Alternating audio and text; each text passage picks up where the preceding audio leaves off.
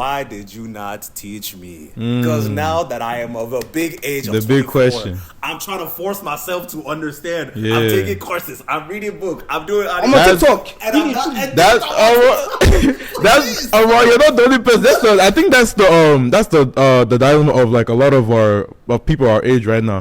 They're trying to like is it they don't know how to speak it because their parents didn't like speak it to them. They didn't force it in the household, and now they're like trying to play catch up with with trying to get back with their language and their roots.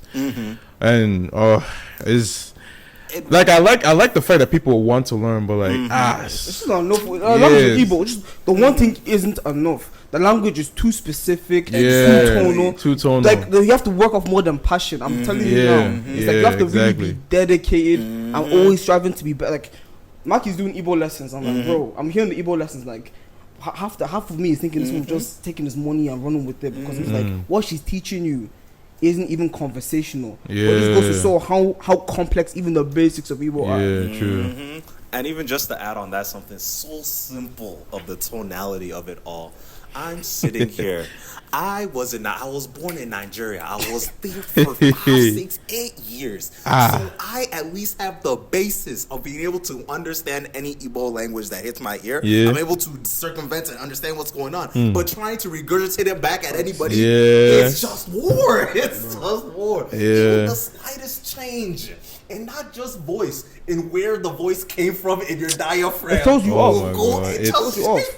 Yeah, that's another challenging thing. I think our generation, we're suffering from like the fact that we're able to understand the language but we can't speak it. That's what everybody's saying, and what's even making it more complicated is that it's a very, very strong language. You even see as my accent. I heard somebody told me that your English sounds Igbo. That one confused me. As in, if my English is sounding Igbo, what is my Igbo going to sound to you? You get? So we need to figure out how we can get our peers to like be involved in anything Igbo, like. Be around people that speak Igbo a lot, or like they're very like Igbo oriented. I think like hearing Igbo on a day-to-day basis is also going to help too. You're able to like recognize speech patterns and what people are saying. And then you could like start to like discern the tonal differences and because when you like start how talking people about what means,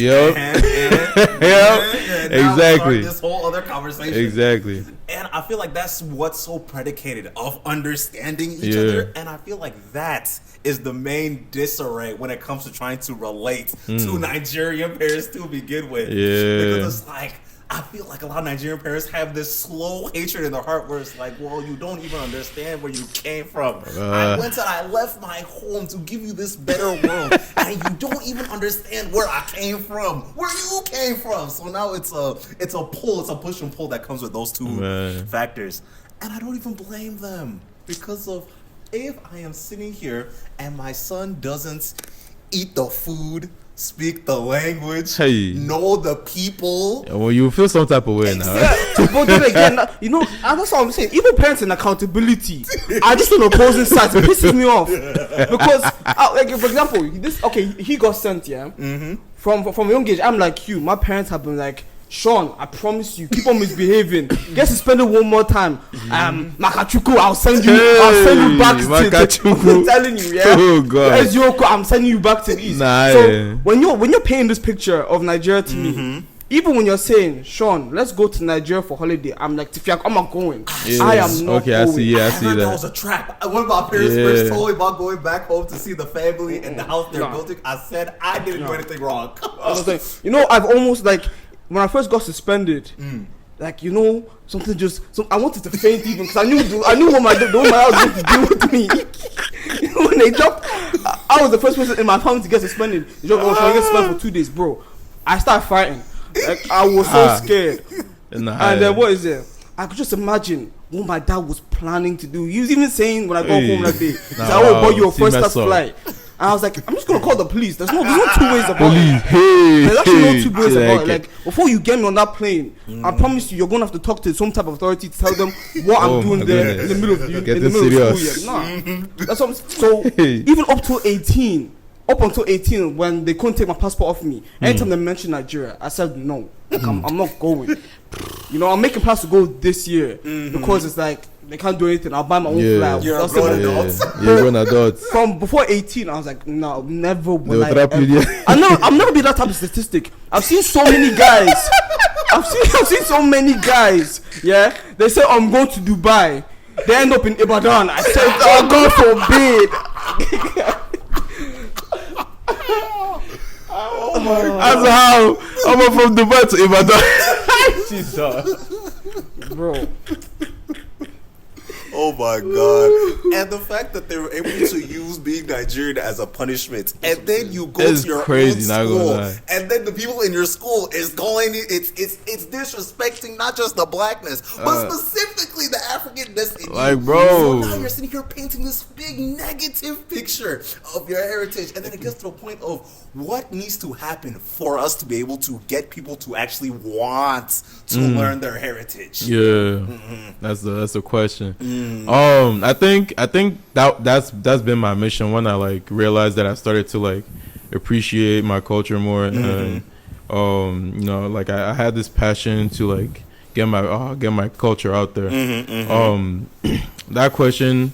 I feel like this whole year 2025 with all the conventions that I've been hopping around to, that's like been my goal. I want people to see that like this is who we are. This is like this is where we come from. Like there's so much to be proud of when you're an Igbo person. So I try to like reflect that in like how I live my life, how I present myself to other people, you know, where I find myself at. And yeah, that was one of the main reasons, like again, like I said, all these conventions, that's one of the main reasons why I went to all these conventions, to like show people like, this is how we celebrate. Come and be proud, come to these conventions, come and find your people, come and be with your people, come and celebrate with your people, you know, come and share the similarities you have been longing to share with your or with your people at all these conventions. How many conventions did I go to this year? Like 3 or 4, and I'm about to go to Houston like 2 weeks for Igbo Fest. So Amen. yeah, just pushing the culture out there. And my thing is, I've always tried to push to people. There will be a lot of subliminal ways that people will try and give you for reasons to not love your culture. So you need to be so unapologetic, obsessively African to be able to subside that. Because I remember I once was trying to date this one person, right? And it was a little hectic. Okay. She liked that I was black. She didn't really like that I was African, right? This was African booty scratcher era, Those right? days. It was a bad time. It was a bad time. And I remember she said something so xenophobic. And I said, you know what? Every single time you'll see me, I'll be wearing this. As you should. As you should, bro. I forgot what the crazy thing that she said was. But I remember after that moment, I said, you know what? I will just prove a point because of I know me and you will never be. That's just that will never be. So every single time I went and I met her parents in this whole outfit just to truly prove the point to make sure that they know that I am at least African. That's the minimal. In fact, can you even delve into that? Because I'm watching it from like, you know, a social media aspect, and I was like, these African Americans just piss me off. And in a real controversial, I don't care way. It's like the white man has won when I hear him speak about Africa. You know, the way they hate it, because it's not like there's a non-debate. The roots, no matter where they find it, it's going to lead to Africa. But the disdain they feel towards Africa is crazy.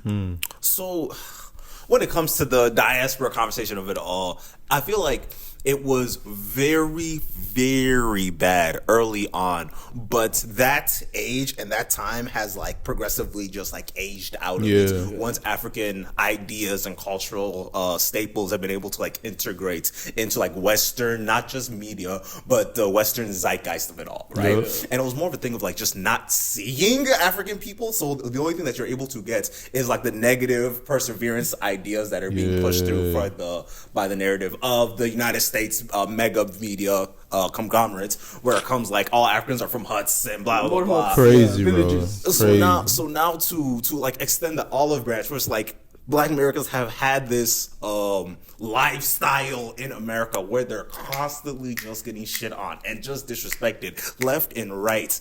And now they want to go and disrespect them some more. So it's like, yeah, no, I definitely understand when you literally have no context of what Africans really are. And I feel like that's been like a wave that has like objectively changed from the time when I was in middle school to what I'm seeing most now. definitely.